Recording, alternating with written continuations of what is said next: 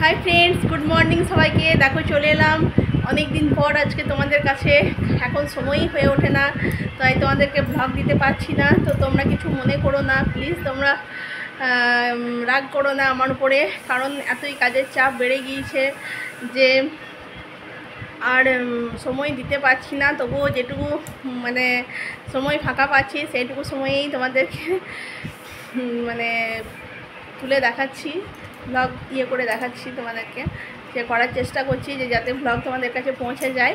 তো দেখো আজকে বৃহস্পতিবার, আমার চান টান সব কিছু হয়ে গিয়েছে, জলখাবারও এই মাত্র খেলাম, পুজো টুজো সব হয়ে গিয়েছে। আজকে সমস্ত কিছু পরিষ্কার করলাম, করলাম।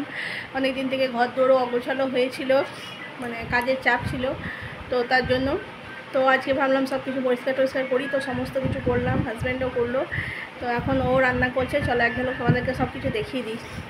হ্যাঁ দেখো, শুয়ে ফোন ঘাঁটছে, এটার এই কাজ। এদিকে দেখো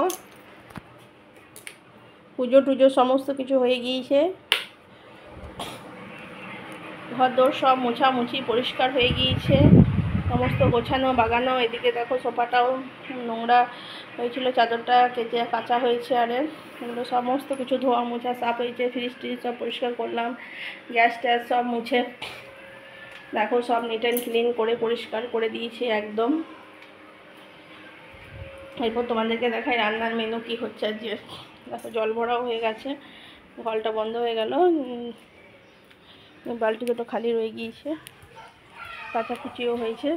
এদিকে দেখো এই যে ভাত বসানো হলো, এখনও চাল দেওয়া হয়নি, ওই যে চাল ধুয়ে রাখা আছে। আর ওই দিকে দেখো খেরোর তরকারি হবে, এটাকে যা সেদ্ধ করে রেখেছে একটা সিটি দিয়ে। আর এইদিকে দেখো এগুলো হচ্ছে কী শাক, তোমরা কমেন্ট করে জানিয়ে তো এগুলো কী শাক, আমি বলবো না, দেখে নাও ভালো করে। এই শাকগুলো হবে। আর ওই যে দেখো এঁচোড়ের বড়া ভাজা হবে, আর হবে অরহরের ডাল। তো তরকারি হবে, শাকগুলো হবে, এঁচোড়ের বড়া হবে, আর ডাল হবে। এই হচ্ছে আজকে লাঞ্চের মেনু। আর এই যে দেখো আমাদের ঘরে একটা নতুন আসবে না, দেখো এইটাকে দেখো, এটা দেখো, এই যে নানো ম্যাও, নানো ম্যাও রে, নানো ম্যাও, নানো ম্যাও।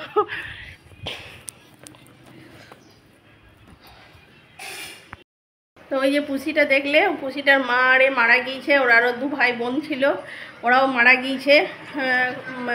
মাটা আমাদের ঘরেই বাচ্চা দিয়েছিল, কিন্তু ছেলেটা বিরক্ত করছিল বলে মাটা মুখে করে নিয়ে চলে গিয়েছিল। তারপরে মাটা কার কুমোতে পড়ে মারা গিয়েছে, আর ছা দুটোকে কুকুরে ধরে খেয়ে নিয়েছে, 2টো বাচ্চাকে। তো এই একটা ছাই বেঁচেছিল। তো তারপরে ছেলেরা নিয়ে এলো, তারপর এই বাচ্চাটা একদমই ছোট ছিল, কিছুই খেতে পারতো না। তারপরে ওই দুধ নিয়ে আসা করালাম, প্যাকেটের দুধ এনে ওকে বেশ ধরে পড়ে চামচে করে খাইয়ে ওকে বড় করলাম, অনেকটাই বড় হয়েছে, এখন নিজেই খেতে পারে।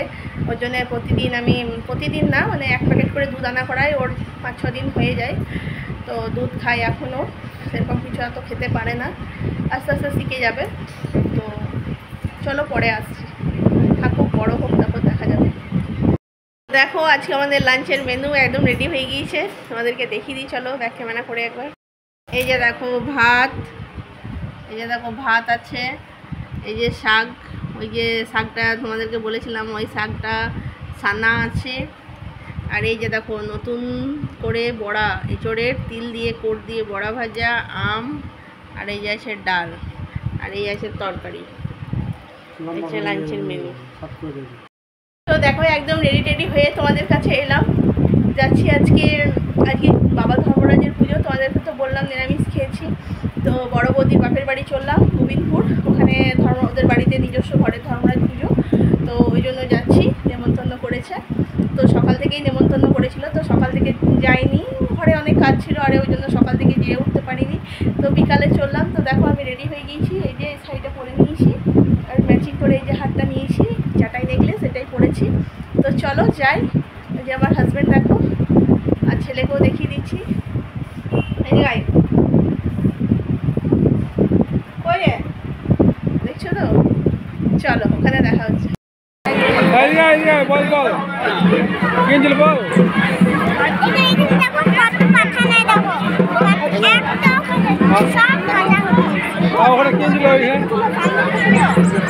অনেক কিনছিল